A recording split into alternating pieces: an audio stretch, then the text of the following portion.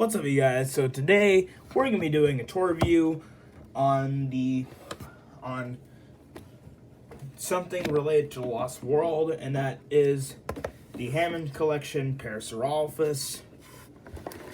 Now I say it's related to the Lost World because yes, it is indeed a dinosaur from the Lost World, and well, you'll see in a bit.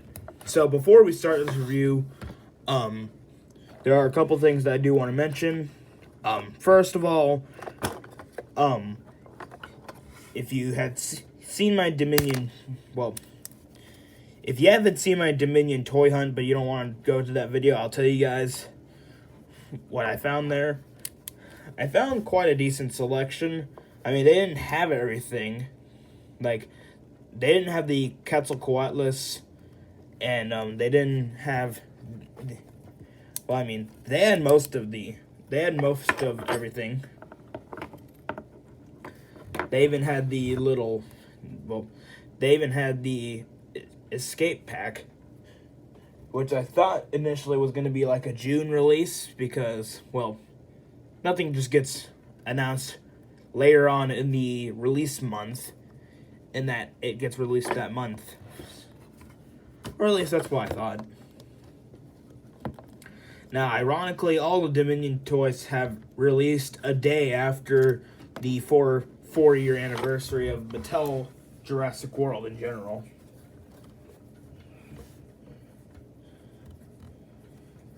Now, while Walmart, not Walmart. Well, while Target has these things still up for pre-order on their app, I found two of these parasaurs. However, I didn't pick it up from Target. I actually had this figure since Wednesday, as of recording this video. I just forgot to make a video about it until now. But anyways, it is a pretty cool figure, and I came to determine that the Jurassic World Hammond, that my favorite figure is indeed the Jurassic World Hammond Collection Baryonyx, which is also the reason as to why I want to get more, because I mean it's a pretty darn good figure, and only for like $20, it's just a pretty big deal. Now, let's take a look at the box, shall we? So let's move this thing in the background. And here we have the box. Here we have the T-Rex, or here we have the skeleton from the logos. And next up we got the Hammond Collection logo. Now, right now, before I say anything else, if we don't get John Hammond for the Hammond Collection, I'm gonna feel like that this collection line is incomplete. Because if it's called the Hammond Collection, why can't you include John Hammond? But most likely in 2023, they probably will include John Hammond into the Hammond Collection. And we got the Parasaurolophus for ages 8 and up. Here we have the Hammond Collection logo again, along with an image of the toy itself. And we got the Lost World Jurassic Park. And on the back we have the Lost World logo again. We got the Parasaurolophus right here. And then we have the Hammond Collection logo, and we have the Parasaurolophus. The massive Parasaurolophus is captured by InGen on Isla Sorna, but not without a fight. So if you have the Isla Sorna capture pack, then this can go along pretty well, because for one, the Parasaurolophus is indeed, as you could have guessed, from the Lost World, and the Isla Sorna capture pack is, yes, probably based off of the scene in which the Parasaurolophus has been captured. So if you have the InGen Jeep from the Isla Sorna capture pack, and you have this Parasaurolophus and maybe more, then you can definitely have fun with this playset. Now, one thing that I do want to point out real quick is that the promotional images are different from the actual figure. Because because for the promo images, there's a lot more dark brown on its arm right here than this one. I don't know what happened with this one, because there's like dark brown. There's like a bunch of dark brown on this arm, but there's just stripes on this arm. And on both of the arms, it's just stripes. And for all this little speckling, yes, while we do get a lot of speckling, most of it is actually just right on the underside of the belly instead of spread out further throughout the figure. And on the figure, the little speckling is a lot more cluttered on the figure than right here, than on the promotional images. And there is supposed to be a little bit of lighter color on the little calf. Meanwhile, there's not even a single bit of pigmentation or lighter pigmentation on the calf. Now, one thing that's strange about this figure is that while the Baryonyx itself has feet articulation, this one does not. While its ankles still move, the feet don't move. And I'm planning on getting another one and making its feet move.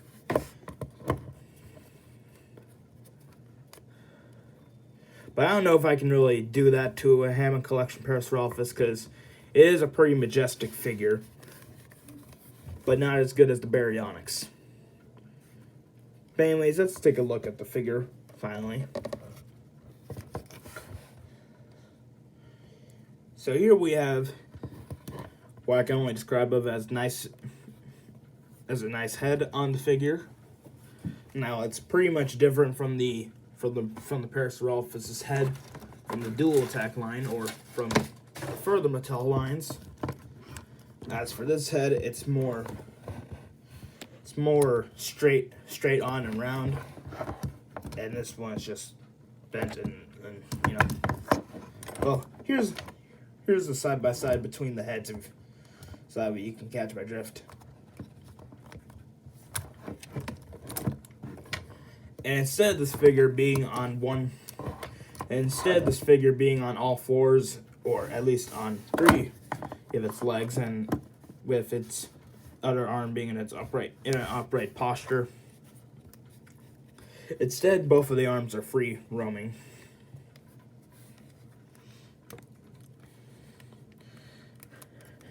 Now, personally, I think the arm should have been a bit longer, and would be actually able to walk on all fours. But the Jurassic Jurassic franchise being itself, you don't get the most accurate depictions of dinosaurs. But as far as I know, the Parasaurolophus is not a complete and total biped. But anyways, that's just me.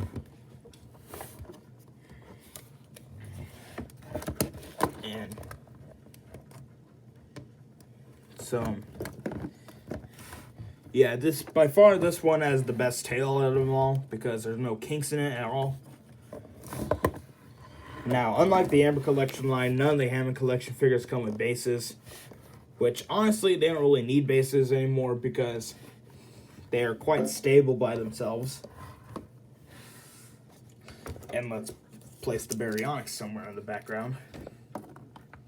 Right there.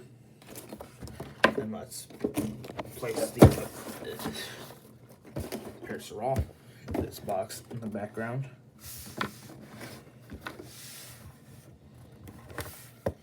But anyway, so the Parasaurolophus, so the beak design looks pretty cool.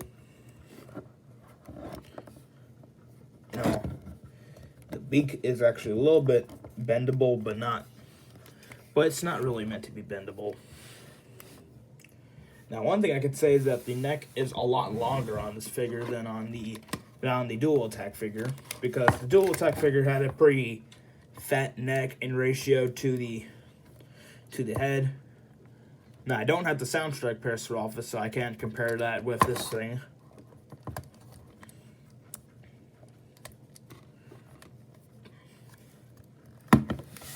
and this one has a pretty long neck.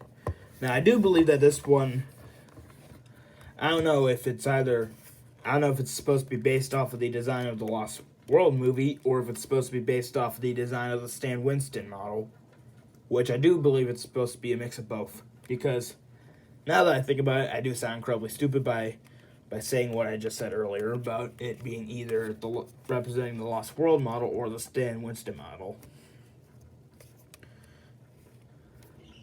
But anyways, the arms on this figure are pretty decent. And again, here's the pretty cluttered speckling on this figure. Now, it's pretty amazing as to the fact that this is even you don't see this very often on Mattel figures, because a lot of the time, they're not really painted that well. Like, my dual-attack Parasaurolophus doesn't have all that.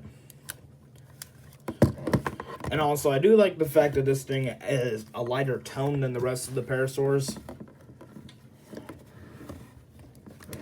Because these figures' colors are kind of weird. And now that I think about it, these colors are not really the best. These colors aren't the best ones on the planet. And compared to the Parasaurolophus, I think from the start they should have just made a Legacy Collection dual attack Parasaurolophus, because we never really get any medium-sized dinosaurs for the Legacy Collection at all. No, normally when we get anything from the Legacy Collection, we either just get T-Rexes or in one case the Spinosaurus, or some of the smaller dinosaurs from the line. We never really get any medium dinosaurs from the Legacy Collection. So personally, hopefully this year we will get something that is kind of like the Parasaurolophus, or at least a medium dinosaur based off of a medium dinosaur for the Legacy Collection. Now, if I had any suggestions for the Hammond Collection's future, for the smaller dinosaurs, I would recommend for the Velociraptors to have Velociraptor Blue, and maybe the female Velociraptor from Jurassic Park 3, or maybe Charlie, because the Amber Collection Charlie figure was pretty decent. And aside from Velociraptors, we should get an Atrociraptor. I know Dominion has just been released, or actually has not even premiered yet. I know Dominion is a brand new movie, but we should really get the Atrociraptor and the Dimetrodon, both from the Dominion movie. And we should also get Stiggy from Fallen Kingdom, and maybe a Pteranodon. But honestly, we should just instead get a Pachycephalosaurus. I originally thought we should get a Pteranodon, but then I realized that would sound kind of crappy. So instead, we should just get a Pachycephalosaurus, because, well, that sounds a lot better than, a Pteranodon.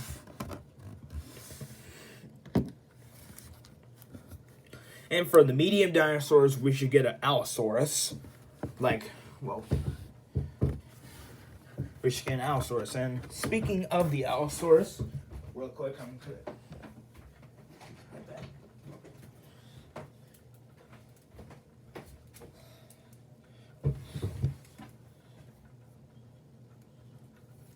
And speaking of the Allosaurus, here's my Allosaurus custom.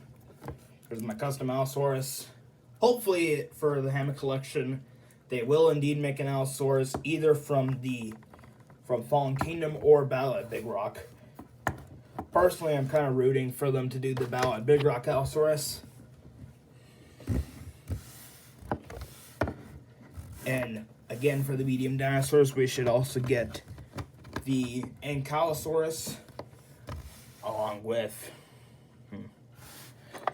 an Iguanodon, which, again, Dominion has just been released, but still, we should definitely get a Iguanodon, because I do believe it is in Dominion.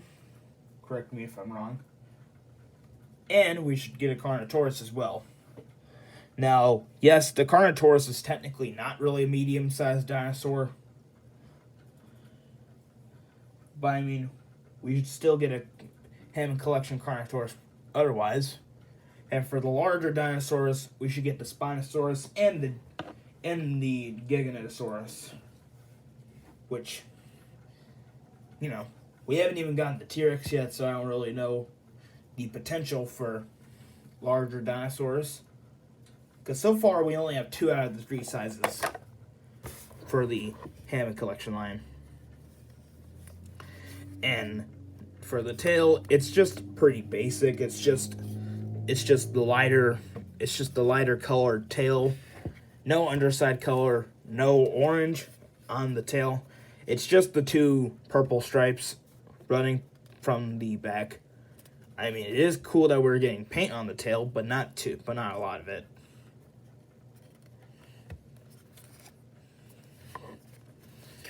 But anyways, let's finally get into the articulation. So, its mouth can open and close. Personally, this is a little bit weird for me because, I mean, it just looks strange whenever you get its mouth to be fully open. And it ends up looking like a fish whenever we do so. Or when you look at the front, it kind of looks like a fish opening its mouth. But I do understand it's Mattel. I'm guessing they're not professional collectible creators. And its head is on a ball joint. And that can go up. And that can go 360. The neck is also on a ball joint and can go 360. The arms can rotate 360 and even pivot. The elbows can also move and rotate. Sadly, there is no wrist articulation. But I mean, I do understand. Wrists are thin. The legs can rotate 360 and can pivot. The knees can move and rotate. The ankles can move and rotate, but the feet don't move nor rotate. Tail's on a ball joint and can rotate 360. And the tail also is wired up, so yeah, there's not a lot of mobility on the tail, mainly because of its length and thickness. Because I mean, halfway throughout the wire mechanism, it's like really thick. So generally, thicker material can't move around that well. And the tail is pretty short into ratio wise. But anyways, here it is compared to the Baryonyx. But again, the Parasaurolophus is by far the best one out of the by far the best one out of this wave so far is the Baryonyx. Here's the Velociraptor as well. So, yeah.